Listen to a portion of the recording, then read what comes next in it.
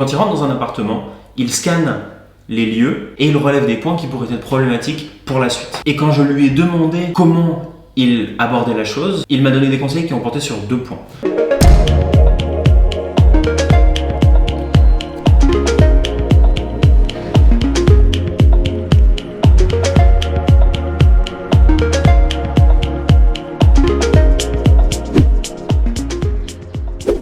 Bienvenue dans notre vlog, une nouvelle semaine, une nouvelle vidéo où on vous emmène avec nous dans nos aventures immobilières. Cette semaine, on suit à nouveau Jessie et Paul ainsi que Loris dans leurs recherches et on découvre quelques petites astuces, quelques petits trucs à observer lors d'une première visite. Sans plus attendre, allons-y.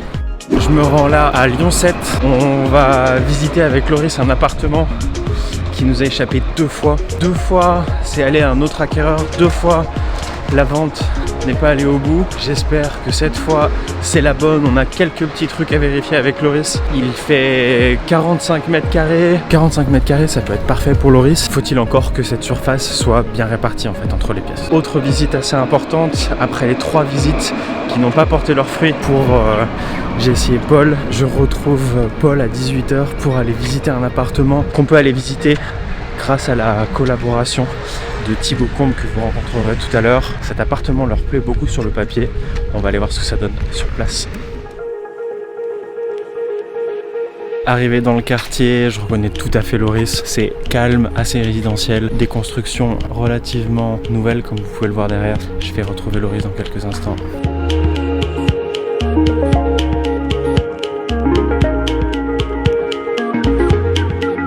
On arrive dans l'appartement qui fait 45 mètres carrés, qui est situé en plein milieu du quartier du Bon-Lait. La cuisine est moderne, il y a un grand placard dans la chambre qui a été fait sur mesure.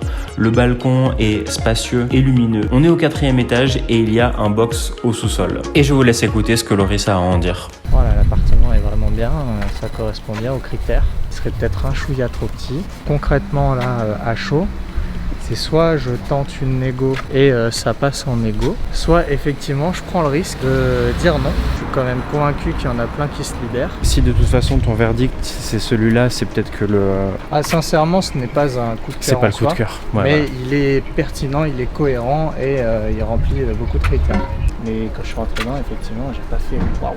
Et au final, Loris a décidé de ne pas faire d'offre. La raison, elle est assez simple, c'est que même si la majorité des critères objectifs étaient remplis, quand il se projetait et qu'il s'imaginait rentrer de chez lui, il ne le voyait pas comme son futur chez soi. Mais la visite a quand même été très instructive. Pour moi. Loris est un professionnel, il travaille dans l'immobilier et il s'occupe entre autres de la livraison d'appartements neufs qui ont été achetés sur plan. Donc quand il rentre dans un appartement, il scanne les lieux et il relève des points qui pourraient être problématiques pour la suite. Et quand je lui ai demandé comment il abordait la chose, il m'a donné des conseils qui ont porté sur 2 points. Le premier point, c'est sur la copropriété. Quand on est rentré au sein de la copropriété, il a commencé à voir ça et là que la copropriété n'est pas très bien entretenue au quotidien. Et en fait, il m'a parlé d'une manière de gérer les copropriétés qui est que on laisse s'accumuler certaines petites choses et quand on atteint un point critique, alors là, on met un gros coup, mais qui dit gros coup, dit aussi gros coup pour le portefeuille des propriétaires puisque c'est eux qui payent les charges de copropriété. Et quand on est un jeune acquéreur, on ne veut pas avoir une grosse enveloppe de charges qui nous tombe dessus. Et la deuxième chose que j'ai trouvé très intéressante en suivant Loris dans cette visite concerne l'intérieur de l'appartement. Dans l'intérieur de l'appartement, il fait assez facilement abstraction des problématiques qui sont superficielles, les choses qui nous sautent aux yeux mais qui au final ne requièrent pas un énorme effort financier de notre part pour les régler par la suite. La peinture, les papiers peints, toutes ces choses-là qui vont un petit peu flouer notre appréciation du bien, mais qui au final ne sont pas très difficiles à régler plus tard. Lui se concentrait justement sur des choses qui ne se voient pas trop, mais qui potentiellement par la suite peuvent s'avérer être une source de problèmes et de frais financiers importants. La première chose dont nous a parlé l'agent en rentrant dans l'appartement, c'était d'un problème de fuite. Et tout de suite, il a posé des questions sur cette fuite. D'où est-ce qu'elle venait? Qu'est-ce qu'il y a au-dessus? Est-ce que c'est un problème qui potentiellement va se manifester à nouveau plus tard? Et quand on a avancé dans la visite, il en a posé plusieurs. Sur la menuiserie, sur une porte qui frottait, sur une petite infiltration qui avait lieu sur le balcon. Toutes ces petites choses-là qui ne se voient pas aussi facilement, mais qui par la suite peuvent engendrer des frais qui vont aller taper dans les 500, 1000, 2000, 3000 euros. Et maintenant, on va retrouver Paul pour la visite suivante. J'ai rendez-vous dans quelques instants avec Paul et Thibaut Combe, l'agent immobilier qui s'occupe du bien qu'on va visiter. Un bien qu'on attendait avec impatience avec Jessie et Paul. On a su au dernier moment si on allait pouvoir ou non le visiter. Merci à Thibaut. Ici, on est dans un appartement de 66 mètres carrés, pas très loin des 68 minimum recherchés. On a une très belle pièce de vie qui donne sur une cuisine quasi ouverte et un balcon de 7 mètres carrés sans aucun vis-à-vis et qui donne sur une rue peu passante. Avec le bien vient un garage de 18 mètres carrés qui pourra aussi servir de rangement. Bref, l'appart est vraiment pas mal. La pression de la caméra. Encore l'appartement. Il y a 2 points sur lesquels il faut que je réfléchisse, 2 ou 3. Bah déjà, l'avis de Jessie, très important.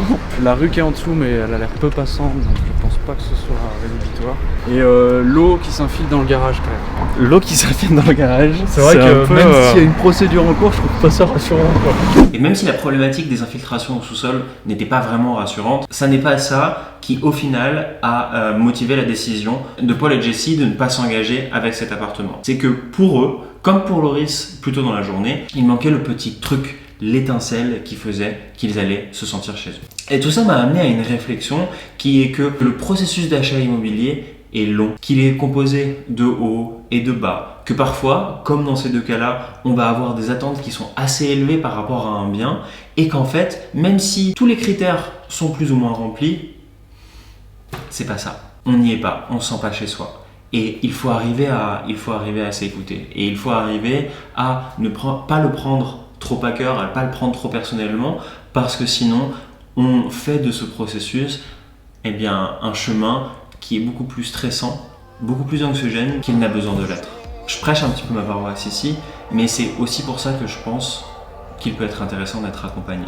Parce que quand on est accompagné par quelqu'un, comme par David et moi, avec Lumio et dans cette activité, ça fait un repère, ça fait un regard extérieur et un petit peu plus objectif. Et c'est un petit peu ce qu'on fait tous les jours. On aide nos clients à apprécier, à évaluer un petit peu les compromis qu'ils sont prêts et pas prêts à faire dans leur recherche et dans leur achat. C'est tout pour cette semaine, merci de nous avoir suivis. Si tu es agent immobilier, clique le lien dans la bio pour découvrir toutes nos recherches en cours. Si tu es un particulier et que tu souhaites être accompagné dans ta recherche d'appartement, remplis le formulaire et je te recontacterai.